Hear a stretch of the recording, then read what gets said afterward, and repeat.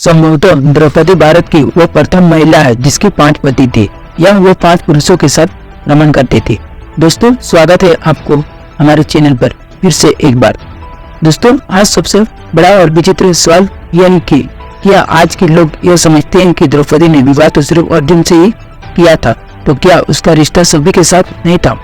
पांडवों को 12 वर्ष का वनवास और 1 वर्ष का अज्ञातवास मिला था। इस दौरान 5 पांडव एक कुमार के घर में रहा करते थे और भिक्षाटन के माध्यम से अपना जीवन यापन करते थे। ऐसे में भिक्षाटन के दौरान उन्हें द्रौपदी के स्वयंवर की सूचना मिली। एक एम्स में बड़ी सी मछली घूम रही थी, उसके आंख में तीर मारना था और वो भी तेल पात्र में उसकी परछाया देखकर। यह भी एक ने पूरी 5 तीर मारने थे। अर्जुन ने यह प्रतियोगिता जीत ली। तब जरासंध, शल्य, शिशुपाल तथा दुर्योधन, दुशासन आदि कौरव भी उपस्थित थे। उस दौरान बहुत विवाद हुआ क्योंकि 5 पांडव ब्राह्मण धारण कर पहुंचे थे, लेकिन श्री कृष्ण के दखल से आखिर द्रौपदी का विवाह हो गया। 5 पांडवों से उसका विवाह कैसे हुआ या 5 पांडवों की वो पत्नी कैसे बन गई, ये बहुत ही लंबा किस्सा है।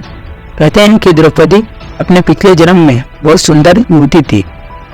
सर्वगुण संपन्न होने के कारण उसे यह वर नहीं मिल रहा था, इसीलिए उसने भगवान शंकर की तपस्या की और तब शंकर जी प्रकट हुए। उस समय द्रौपदी ने हड़बड़ाहट में 5 बार वर मांगे, इसीलिए उसे शिव जी के वरदान के कारण इस जन्म में 5 पति प्राप्त हुए। जब भगवान शिव ने द्रौपदी को 5 पति प्राप्त होने का वरदान दिया, तब वो भी ये जानती थी कि उसे अपने 5 पतियों के साथ पत्नी धर्म निभाने में समस्या होगी। इसीलिए उन्होंने द्रौपदी को यह वरदान भी दिया कि वो प्रतिदिन कन्या भाव यानी कुमार को प्राप्त कर लेगी। इसीलिए द्रौपदी ने अपने 5 पतियों को कन्या भाव में ही प्राप्त हुई थी।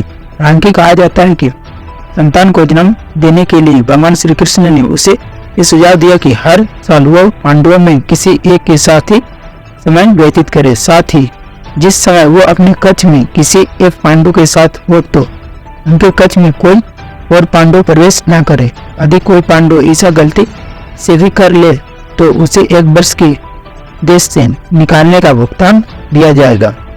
माना जाता है कि द्रौपदी जो 5 पांडवों की पत्नी थी, एक साल के समय अंतराल के लिए हर पांडवों के साथ रहती थी।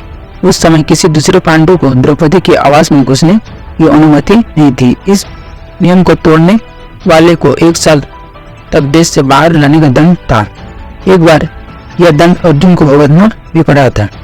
अर्जुन और द्रौपदी की 1 वर्ष की अवधि अभी समाप्त हुई थी और द्रौपदी युधिष्ठिर के साथ का 1 वर्ष का समय शुरू हुआ था।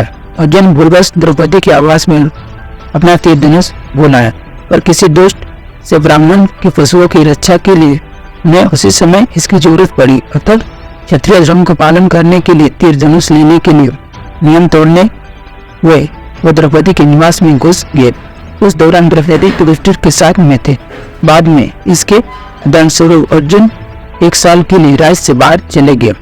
इसी 1 साल के वनवास के दौरान अर्जुन की मुलाकात उल्लूकी से हुई और वो अर्जुन पर मोहित हो गई। इसे में वो उन्हें खींचकर अपने नागलोक में ले गए और उसके अनुरोध करने पर अर्जुन को उससे विवाह करना पड़ा। कहते हैं कि दोनों 1 वर्ष तक साथ रहा। अर्जुन खोर न कन्या उल्लूकी के मरने से अर्जुन को एक भी पुत्र मिला जिसका नाम इरावन रखा गया।